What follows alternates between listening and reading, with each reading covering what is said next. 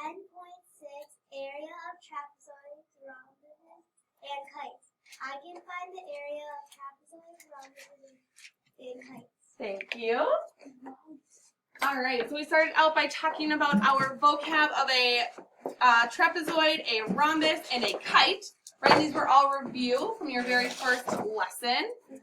We said our cheat sheet idea, which is super important to know because you need to know diagonals for area. Yes or no? Yes. Yes. So for our cheat sheet idea, we said diagonal lines connect at the vertex, right? They connect at a vertex.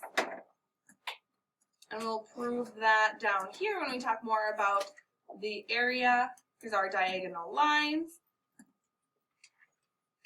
So here it shows, right, connecting from one vertex to another vertex. And they're opposite vertexes. They're not congruent vertexes. All right, so then we talked about finding the area of a trapezoid. And everyone, what is the area of a trapezoid?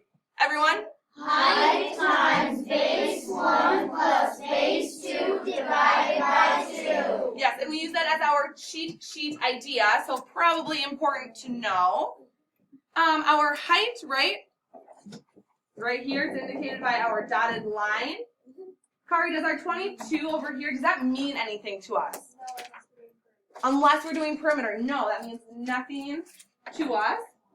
So then we just plugged in. So where did our 25 come in, Abrani? Our 25 right here. Our base 1. Nor, where did our 38 come from? Base 2. Base 2. Upshir, where did our 63 come from?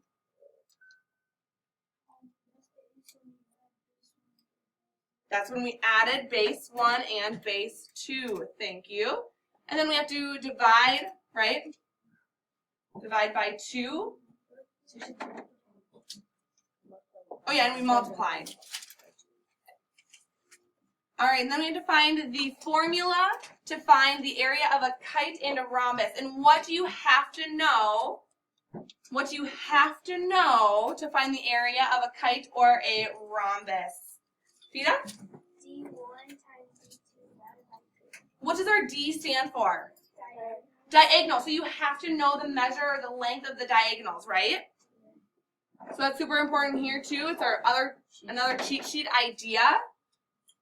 All right, so we showed that in there, that our diagonal 1 was 16.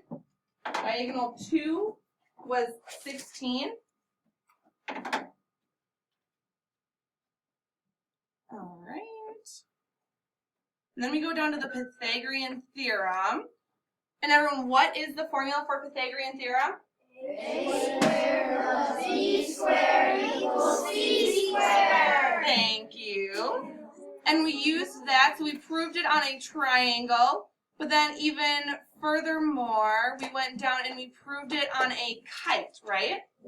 Yes. So the Pythagorean theorem is used when you're finding the missing side of a right triangle. Yes or no? Yes. Yes.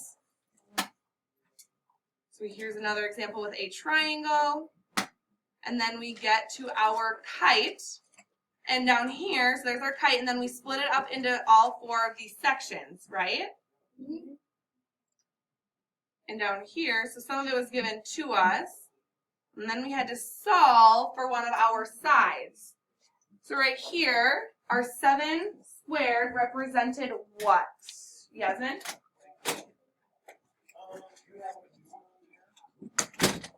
Our 7 squared represented what?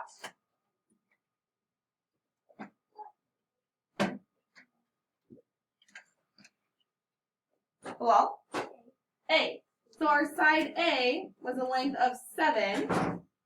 We get that from our image above, which you can't see on the video, but you'll be able to see in your notes. So 7 squared, because our formula says A squared plus B squared equals C squared. Our 3 comes from where, Avery?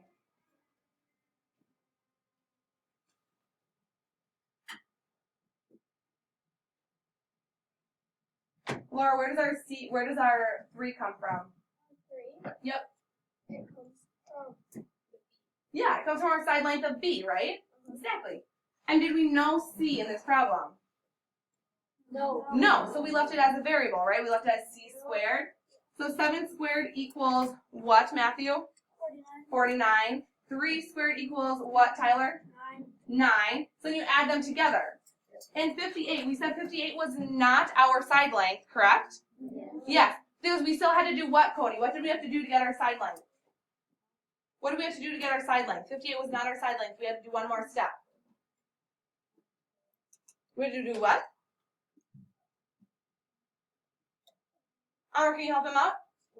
Yeah, we have to take the square root of it, right? Because c squared, c is still squared. So we have to take the c squared to get it alone, or we have to take the square root of c squared to get c by itself. So we took the square root of 58 to get 7.62, and that equals our c. Yes, we rounded our answer, and we're going to round our answer to the nearest 100. Any questions?